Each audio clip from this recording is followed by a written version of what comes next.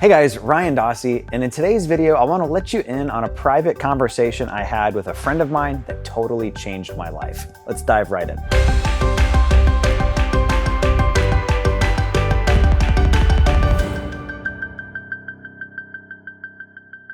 I feel like we should mention that the coffee in these videos is provided by Drowsy Poet.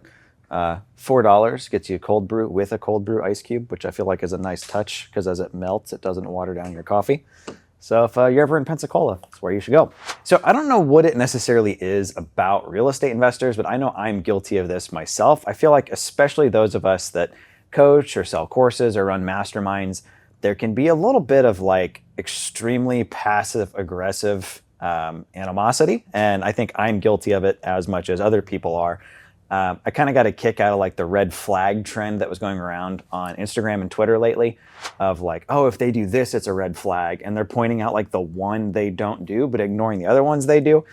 And I kind of came to the realization a couple months ago that I was like, look, I could be the guy that kind of pokes fun at how other people do things. Or I could choose to just like inspire, stay in my own lane and not really care. So that being said, this is kind of an unusual video because I'm going to talk very fondly of another real estate coach, and that is Brent Daniels.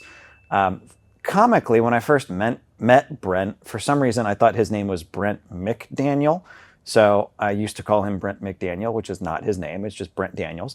But Brent and I are in a mastermind called Multipliers. It's a group that consists of real estate investors that are doing at least $1 million a year worth of business. It's ran by a fantastic guy named Chris Arnold, who I've actually had on the channel before. But we were down in Tulum, Mexico, absolutely beautiful part of the country if you've never been. It's very like, kind of like hippie chic. So this would have been in January of 2020. And it was me and my wife, Brett and his wife, and David Dodge and his wife. So it was the six of us, and we went out to dinner. Brett was like, hey, there's some business stuff I want to chat with you two guys about. There's some things I think you could work on. I'm going to take you to dinner, my treat. Like free dinner and drinks in Mexico with somebody that I've looked up to, you know, sign me up, right? So we go out to dinner and it's this super kind of like trendy, nightclubby, like live music, people dancing. Brett pays for open bar, like unlimited food. I don't normally drink very much, but like I stopped doing tequila shots and I don't normally do tequila shots. I still don't know how I wasn't hungover, but long story short, like very, very fun night. And the general theme of my conversation with Brett was that I needed to be better about paying myself and bringing money home to my family. And I think a lot of entrepreneurs, particularly in real estate, are guilty of that. We've got this like, oh, I'm building for the future. I'm doing this for my family. But then like, we're never bringing home any money to our family. It's kind of this, everything's always going back into the business. And what Brett suggested wasn't necessarily like a profit first business model. It was just to set a threshold of like anything above this amount goes to my family. So, you know, staff, marketing costs, et cetera, whatever, and just kind of have that where on a daily basis, you check your account. If there's more than that, it goes to your family. And my wife was like, yeah, I'm on board with this, right? So comically at this dinner, we get done with dinner, drinks, everything. We're getting ready to head back to our hotel. And Brett's card declines. And I'm like dying, right? So my buddy Dave is like, yo, this card's got like, you know, 7 figures on it. Swipe it. They go to run his card. It declines. So they're like frantically going through all the cards they have. And I was probably by far the poorest person at this table. And it goes from kind of this like funny, our cards aren't working, to more like, you guys aren't leaving until we get paid kind of a vibe. Like it goes from kind of this lighthearted, like, oh, we'll figure it out, to like, no, you're going to figure it out now, was kind of like the staff vibe. So I was like, hey, you know, here's my American Express, go for it. They run it, it goes through. And we're just dying. There's a kind of this whole big build up, setup to like, you need to be bringing home more income. You need to be paying your family first, and then their cards don't work. Now, I will say in Brett's defense, A, his wife was totally mortified, but B, they reimbursed us the cost of dinner plus like a $500-600 kicker. So overall, you know, good ROI on dinner for me. But my point with doing this video, that was in January of 2020. We all know it started in February and March. And if I had not had that dinner with Brett, I don't know that I would still be where I'm at. Actually, I know I wouldn't be where I'm at. I'm actually curious what my involvement in real estate would look like, because we started effectively in January stockpiling cash and personal reserves, something I hadn't been doing, because it was like, oh yeah, we have extra money, so yeah, we'll invest in that. We'll test this, to like, no, anything above this comes home.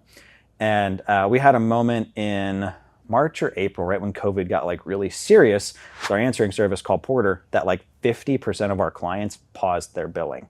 Just like, yeah, hey, we're gonna put it on hold for a couple months. I had like 20 some odd people on payroll just in that one company.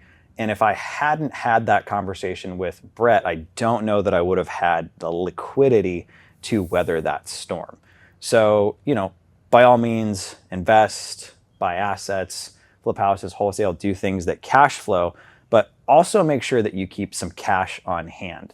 My wife and I have like an emergency fund that we don't touch. That's basically like 6-7 months worth of living expenses.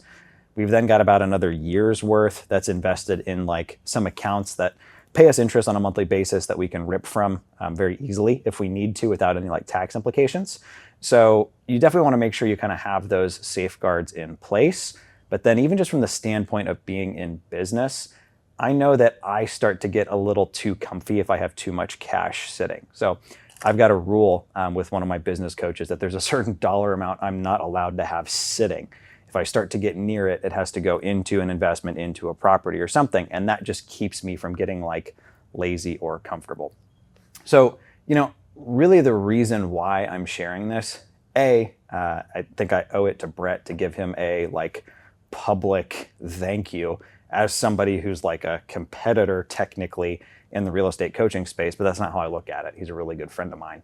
So on the flip side, like, take the advice he gave me, apply it to your own situation, and you might be in a position I'm in now where I'm like, thank God I took that advice. But the second thing I want to highlight is like, don't be afraid of people that might be like competitors. These could be local investors in your market, local flippers if you're in the coaching or education space, or maybe you're building a real estate software and somebody else's. In my experience, collaboration is going to get you a lot further than competition. So if you ever get the chance to meet or link up with Brett, I highly recommend you do so.